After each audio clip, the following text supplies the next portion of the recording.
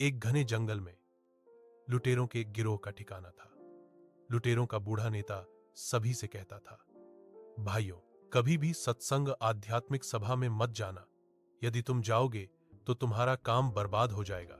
यदि आप कहीं हों और सत्संग होते हुए देखें तो अपने कानों पर तौलिया कसकर बांध लें। सुनिश्चित करें कि सत्संग के शब्द किसी भी तरह से आपके कानों में प्रवेश न करें। लुटेरों को इस तरह प्रशिक्षित किया गया था। एक दिन एक लुटेरा कहीं यात्रा कर रहा था। एक बिंदु पर सड़क पर उसने देखा कि एक आध्यात्मिक प्रवचन आयोजित किया जा रहा था। वह उसके गंतव्य का एकमात्र मार्ग था। इसीलिए लुटेरे ने दोनों हाथों से अपने कानों को कसकर ढक लिया और जल्दी से उस क्षेत्र को पार करने की कोशिश की। अचानक एक कांटा उसके पैर में चुभ गया। उसने एक हाथ से कांटा निकाला जबकि दूसरे कान को ढका हुआ था और चलता रहा।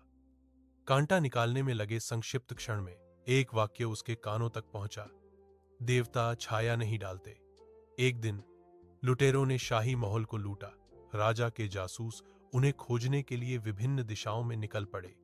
एक जासूस ने जंगल के भीतर एक टूटा हुआ मंदिर देखा। उसने सोचा कि लुटेरे जरूर आसपास ही होंगे। चूंकि लुटेरे देवी काली की पूजा करते हैं, इसलिए उसे एहसास हुआ कि यह उनका मंदिर होना चाहिए। जासूस तब देवी के रूप में तैयार हुआ और मंदिर के अंदर खड़ा हो गया। जैसा कि भाग्य में था, लुटेरे वास्तव में उस दिन प्रार्थना करने के लिए मंदिर में आए थे।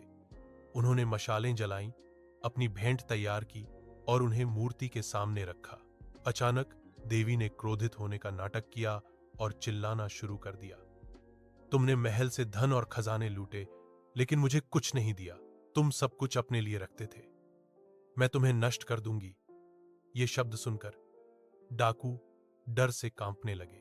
कांपते हुए उन्होंने कहना शुरू किया, मां, हमें क्षमा करें।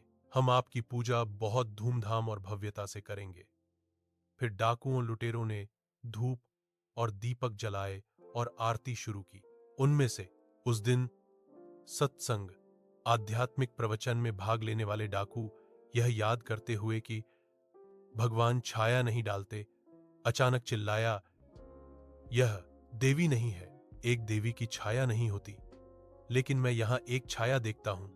यह सुनकर डाकुओं ने जासूस पर हमला किया और उसे पकड़ लिया। फिर उन्होंने उसे बेरहमी से पीटा। बेचारा किसी तरह पिटाई के बाद अपनी जान बचाकर भाग गया। डकैत भी उस परीक्षा से बच गए। क्या यह सत्संग का थोड़ा सा प्रभाव है कि डकैतों को केवल उसका एक अंश सुनकर इतने गंभीर खतरे से बचाया गया? इसलिए सत्संग के वचन ज्ञान की खान है। जो कोई सुनता है वह बुद्धि में तेज हो जाता है। यदि सत्संग का एक अंश भी किसी के कानों तक पहुंच जाता है तो उसे सहज ही महान पापों से मुक्ति मिल जाती है।